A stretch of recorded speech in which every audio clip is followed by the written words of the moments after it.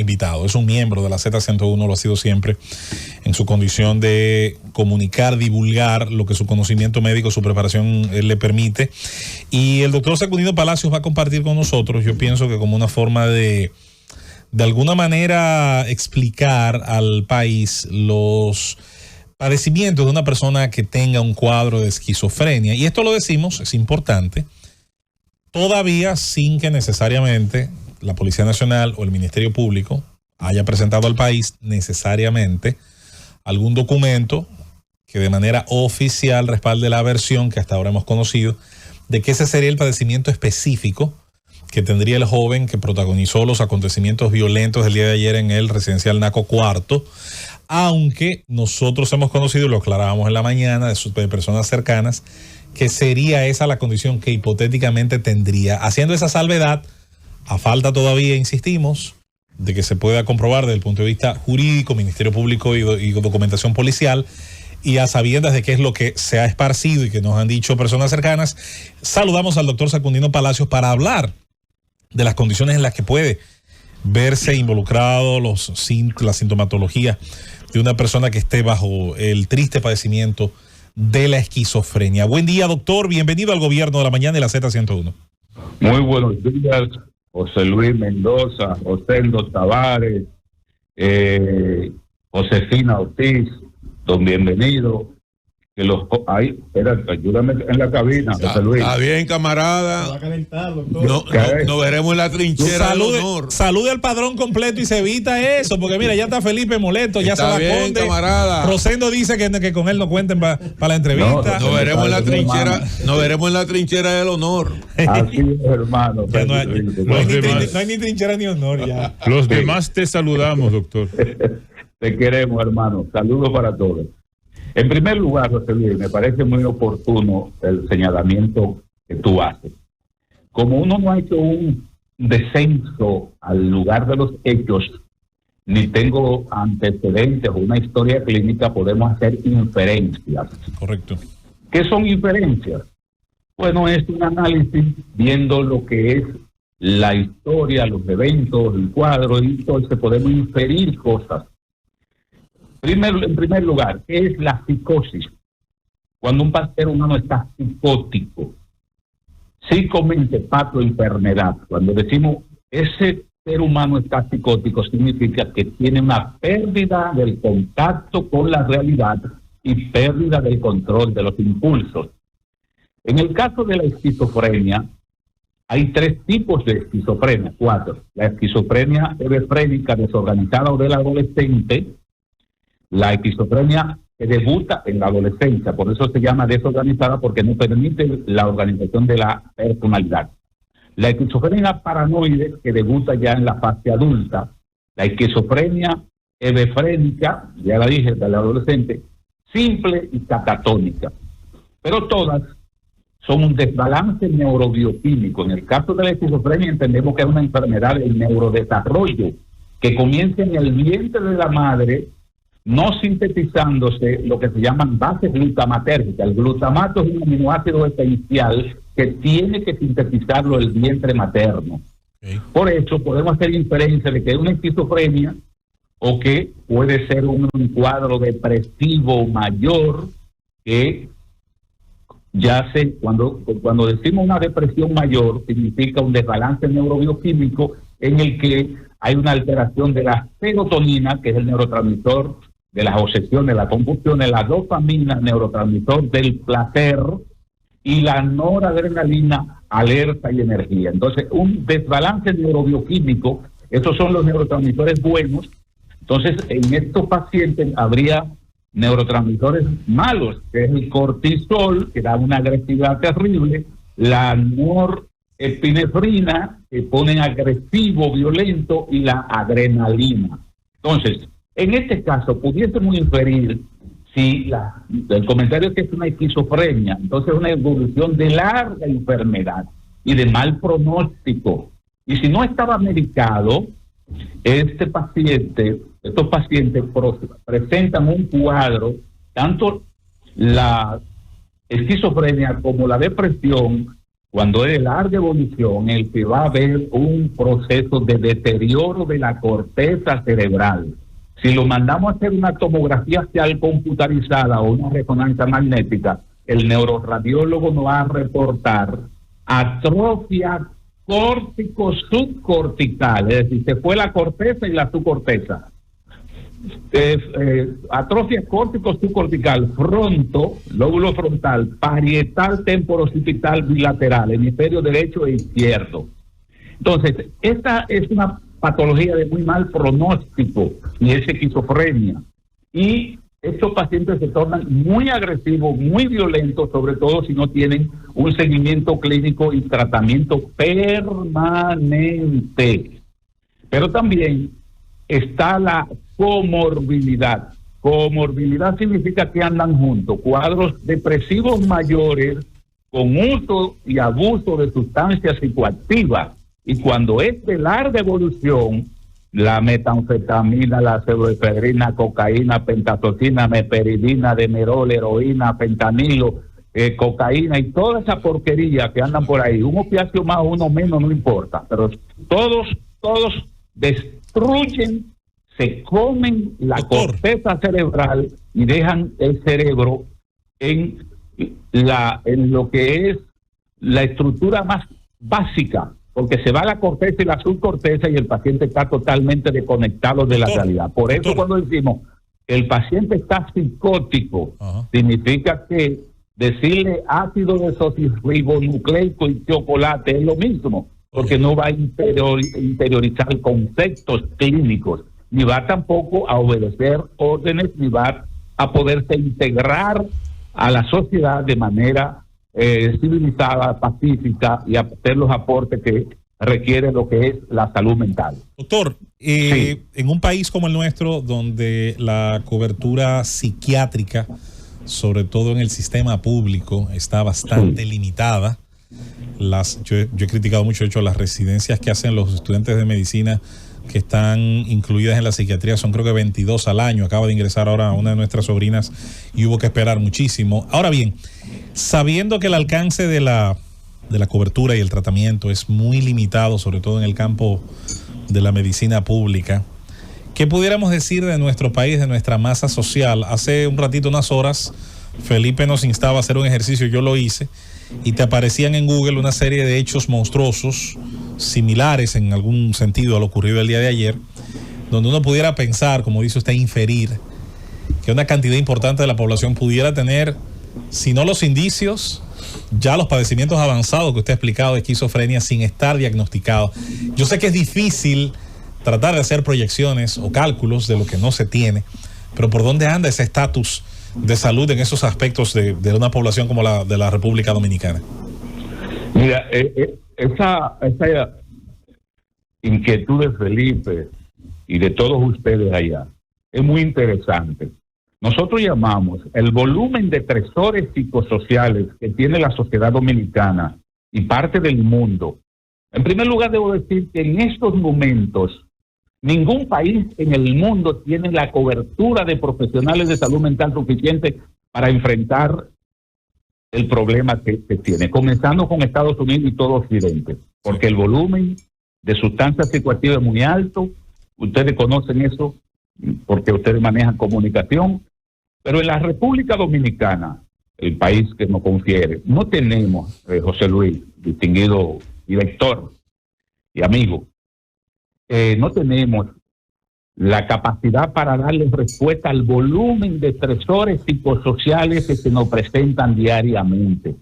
Porque entonces tenemos que simplificar la salud mental a la esquizofrenia, al trastorno de estado de ánimo bipolar, al uso y abuso de sustancias psicoactivas, y eso es un reduccionismo en lo que es salud mental, máximo estado de bienestar biológico, psicológico, social y cultural, y no simplemente la ausencia de dolencias, quebrantos o enfermedades. Pero también la salud mental implica que el ser humano esté en capacidad de integrarse a la sociedad haciendo aportes a la convivencia pacífica, civilizada, contribuir al bienestar social de la nación donde se encuentre. Eso es salud mental. Doctor. Entonces, sí. En ese escenario, yo siempre he dicho que nosotros tenemos que comenzar de cero para poder avanzar. Nosotros tenemos un sistema educativo donde se genera una gran cantidad de violencia que se constituyen indicadores a futuro de lo que del tipo de sociedad que estamos construyendo. Pero no hay una cobertura en el sistema de seguridad social en la República Dominicana que abarque el tema de la salud mental. Independientemente de los esfuerzos que se han hecho, es poco lo que se tiene. Y la cantidad de familias que en estos momentos tienen a personas enjauladas en su casa porque el sistema no le prevé por lo menos un centro de recuperación. En un escenario como ese, ¿cuál es la perspectiva que nosotros podemos tener? Una sociedad todos los días más violenta y con menos capacidad de resolución de conflictos. Mira, Felipe, tú has planteado en el béisbol, dicen que es una pedrada, ¿verdad? Hay 3 espacios donde se construyen los seres humanos en el mundo, no en la República Dominicana, en el mundo. La familia, la escuela y la sociedad. Ahí se forjan los seres humanos. Cuando la familia está profundamente deteriorada y lastimada, la estructura familiar dominicana es una preocupación grande. Cuando además de la familia, la escuela, donde vamos a formarlo intelectualmente, está deteriorada y lastimada como un efecto, y la sociedad en sentido general. Entonces, si en esas 3 instancias no forjamos seres humanos con la bondad, la solidaridad, el amor, el concepto de bienestar y de paz, de convivencia pacífica, civilizada, entonces estamos construyendo eso que tú refieres, unas calles violentas, irritables.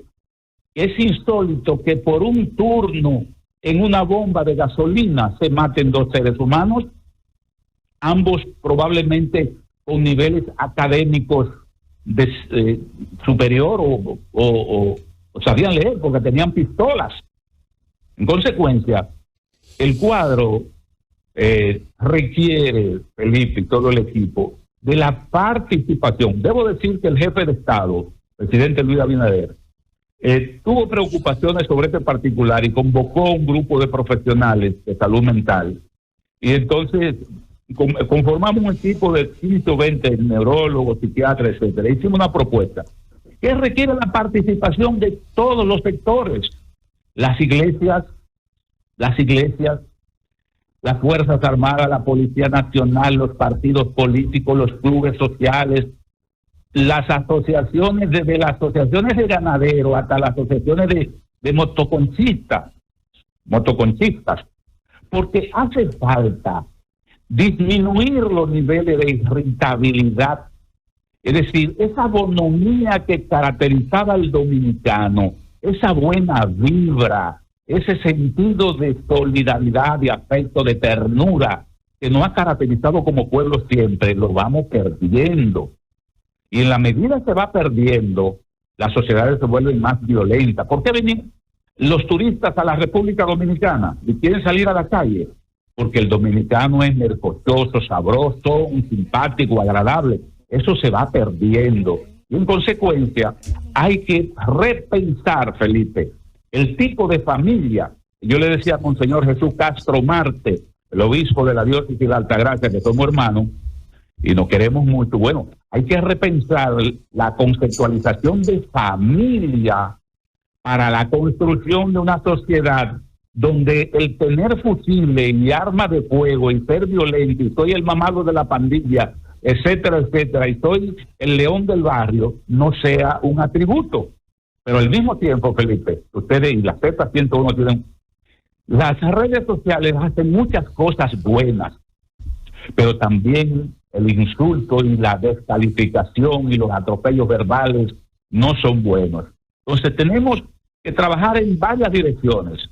En la dirección de la construcción de un ser humano bondadoso, solidario, pero revisar la escuela, revisar el hogar, revisar las normas de comportamiento de cada quien, porque le toca y le corresponde al policía y a las autoridades policiales, pero la responsabilidad de la convivencia pacífica y civilizada en el barrio también me toca a mí, en el sector donde vivo, hacer las contribuciones al respecto, ¿verdad? Pero también le toca al pastor y al sacerdote y al líder comerciante y al líder empresarial, es decir, no es a los partidos políticos, a los partidos políticos. Por eso me parece muy interesante, Felipe. Llegó el momento en que tenemos que empinarnos sobre nuestros propios hombros para ver el tipo de sociedad que estamos construyendo y el tipo de seres humanos que estamos forjando en nuestras escuelas y en todos los espacios sociales de la República Dominicana. Doctor, saludos, Susana. Susana Gotró. ¿Cómo está? Mire, veo... Amándote, Susana, y lo tengo que decir en público. Qué bueno, qué bueno. Sí. Dios mío. Mire, doctor, veo una información publicada en un sitio web, National Institute of Health, que le atribuye la fuente a estadísticas judiciales. Al 2019. Estadísticas Judiciales, un departamento, una dependencia de la Suprema Corte de Justicia. Dice que de los que acudieron en custodia, o sea, presos a enfrentar algún proceso, 48.5 de las personas tenían al menos un diagnóstico psiquiátrico, en comparación con el 20.3 que asistió a la comunidad. La información se segrega diciendo que la mayoría de esos diagnósticos se obtuvieron, y yo sé que es así, sobre todo para buscar que la persona no fuera imputable o lograr eximente responsabilidad. Hasta donde la psiquiatría, que no tiene por qué buscar ese tipo de cosas, no tiene datos disponibles sobre la peligrosidad de los agentes en conflicto con la ley, no para justificar su conducta, que es un trabajo largo y no siempre productivo, sino para que se tome en cuenta en el tratamiento de ese individuo desde el punto de vista de su reinserción y de la peligrosidad que tiene para la población, porque tú eres inimputable, pero mataste 20. O sea, lo importante es preservar la gente que sí no tiene un diagnóstico ni nada y que se ve perjudicada por estas personas que alegan o se le prueban algún tipo de trastorno mental. Mira, es interesante la fuente que tú das, pero hoy día te puedo decir, yo mismo no valoro ni le doy credibilidad a las cifras estadísticas que me da la Organización Mundial de Psiquiatría, organismo apéndice a la sociedad, a las Naciones Unidas, de las Naciones Unidas. Hay una cantidad enorme de cifras maquilladas, no objetivas. Y entonces decir que una persona está en buen estado de salud mental dentro del concepto y del parámetro antiguo es muy limitado. Porque este ciudadano que anda en la calle con saco y corbata, zapatos en los dos pies y que tiene un timón en las manos, si hacemos una requisa con la Policía Nacional y organismos de inteligencia y cerramos la Abraham Lincoln desde la Correy Cidrón hasta la 27 y revisamos a todo el mundo, tú vas a encontrar punzones, machetes, bates, tubos, pistolas y otras cosas. Entonces, ese ciudadano que sale a la calle con un objeto punzante o con una pistola está bien de salud mental. Ese sujeto que es violador de las normas de convivencia en su propio hogar, que maltrata, que insulta, que en el barrio le tienen miedo, que en el edificio donde vive es el león, que mata a cualquiera si osan posarse 5 minutos en su parqueo, tiene salud mental. Es decir, tenemos que revisar qué conceptualización y qué tipo de sociedad y qué umbral de tolerancia a las frustraciones tiene el ciudadano, porque tú llegas a ciertas ciudades de América Latina o de otras partes del mundo y tú te das cuenta que hasta por el tipo de ropa por los atuendos que tú llevas como mujer, eres estigmatizada, o por los atuendos que la característica de José Luis es estigmatizado y es rechazado, o los míos. Yo que viví un tiempo y sé lo que era la palabrita ¿no? Eso era maldito negro, Entonces, nos viven diciendo organismos internacionales que nosotros somos racistas y aquí convivimos en paz con todas. Entonces, hay un conjunto de aspectos a la hora de hablar de la salud mental y de la no objetabilidad. Yo creo que las cifras son más altas y la preocupación alrededor de esta problemática, la proliferación de armas, la proliferación de drogas, el vientre del barrio, Felipe, José Luis, el vientre del barrio hoy día es una preocupación, porque una parte importante están tomados por los pasoleros y los usos de sustancias psicoactivas. Hay un estudio del profesor Rafael García Álvarez, como jefe de la Escuela de Sexualidad Humana de la Universidad Autónoma de Santo Domingo Este, que lo hicimos con los estudiantes de la UAS, y el 32% de los embarazos ocurren en niñas de 14, 12, 13, 14, 15 años. El 36 es muy alto. Y en consecuencia, un pasolero de eso que distribuye sustancias, en una noche te embaraza a 3 niñas y no vuelve por ahí más nunca. Pero también es el león del barrio y mata y acecha y le tienen temor. Entonces, ustedes también han visto cómo madres buenas dicen: mi hijo roba motor, pero él no es un atracador. Mi hijo es un atracador, pero él no roba relojes. Entonces, conceptualizaciones que van llegando a los hogares, producto de una sociedad hedonista, exhibicionista, metiéndole en la cabeza un conjunto de necesidades materiales por encima de sus posibilidades, que lo induce al mundo del crimen. Es una situación preocupante en la que tenemos mucho que hacer, y la Sociedad Dominicana de Psiquiatría y el Departamento Nacional de Salud Mental del Ministerio de Salud Pública no estamos en capacidad de darle respuesta objetiva a esta realidad. Por aquí, tengo una inquietud con relación al enfoque con relación a los temas psiquiátricos. No le escucho. ¿No me escucha ahí? Ahí. Es Manuel Conde. Doctor, quería que nos enfocara el nuevo enfoque que entiendo se tiene en el abordaje psiquiátrico en los centros médicos. Ya no tenemos esos grandes hospitales especializados en temas psiquiátricos, sino que se crean comunidades a lo interno de cada hospital. Esta modalidad, eso es así, conforme hemos dicho, me corrige por favor, y si es así, ¿por qué se ha adoptado esta nueva política, vamos a decir, y si ha sido efectiva en la práctica?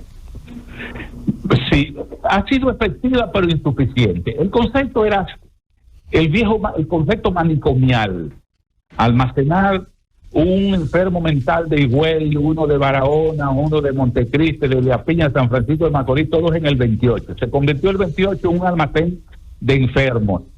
El llavero era un hombre rudo en la puerta con un candado, y había hospitales de tipo manicomial como el Fray Bernardino en México, que tenía más de 8,000 seres humanos. Entonces, la familia lo deja abandonado, no vuelven. Yo no voy a llevar a este maldito loco para mi casa. Términos terribles. E incluso en el 28, cuando le dábamos de alta, a veces descalzo y sin camisa, yo fui quien creé el Departamento de Trabajo Social en el 28 para no despachar a los pacientes desnudos. Entonces, es la ruptura del manicomio. Vamos a la apertura de unidades de intervención en crisis en cada hospital regional. En Higüey, una unidad de intervención en crisis de 12 camas, 4 o 6 mujeres, 6 hombres, y entonces ese paciente cerca de su comunidad se le da seguimiento. Cuando está psicótico se le yugula su cuadro y se despacha. Pero ¿qué ocurre? Que también lo dejan abandonado. En consecuencia, ese paciente en Higüey, en el José María Cabral Ibáez de Santiago, en el Jaime Mota de Barahona, también allá en San Francisco de Macorís, San Vicente de Paúl. Entonces, esas unidades funcionan, pero no tienen la capacidad no tenemos la capacidad para el volumen de pacientes, porque cada día, Conde, Sí. cada día el volumen de jóvenes que ingresan al mundo del uso y abuso de sustancias psicoactivas es mayor, y en consecuencia la comorbilidad de la depresión con el uso y abuso de sustancias psicoactivas, cualquier barrio te llena la unidad. Mira, antes del COVID, cada 18 segundos se suicidaba un paciente, un ser humano en el mundo como consecuencia de la enfermedad depresiva, a tal punto que la Organización Mundial de la Salud orientó a que toda la comunidad médica supiera cuando menos diagnosticar la depresión, si no medicarla a tiempo, poder referirla. Pero posterior al COVID, estamos hablando de que en lugar de disminuir, ha aumentado. Y estamos hablando de que cada 9 a 11 segundos se suicida un ser humano en el mundo como consecuencia de la enfermedad depresiva. Entonces, Doctor. es una situación triste y todavía estamos investigando a todo el equipo. Conde, ayúdame. Sí, adelante. Aquí, Doctor, no, yo quería preguntarle Fernando, si hay está ahí. alguna Sí, estadística. pero déjame concluir esto. Todavía estamos Se investigando. nos va terminando el tiempo, doctor. Sí, estamos investigando efectos de fobia a nivel hepático, efectos de fobia a nivel renal, porque ya hemos encontrado, y me tocó a mí, un trastorno delirante de tipo persecutorio post-COVID. Trastorno, cuando yo hice el diagnóstico, mandé a hacer la tomografía, había daño cortical terrible, pero el paciente decía, me están persiguiendo, mi vida corre peligro, y él estaba en un lugar con todas las garantías necesarias. Sí, trastorno delirante de tipo persecutorio post-COVID, pero lesiones a nivel cardíaca, lesión a nivel hepática no sabemos, a nivel renal no sabemos, pero vamos a encontrar, estamos en este proceso todavía. Adelante, José Luis. Gracias, doctor Palacios. Le agradecemos, como siempre, esta participación interesante que ha tenido con nosotros para hablar sobre no solo el padecimiento de esquizofrenia, su sintomatología, sino todos los temas también en su contexto social. Gracias, doctor, y sé que más adelante hay que seguir estos temas y otros tantos más. Gracias. Así es, le quiero mucho, mi respeto para todos. Ustedes son mis hermanos. Me siento orgulloso de ustedes. Abrazos. Gracias. ¿Cómo no? Bueno, ahí hemos tenido la participación del doctor Palacios con nosotros sobre este tema y otros tantos más. En nuestra recta final vamos a presentar la participación de nuestro compañero, el señor Aníbal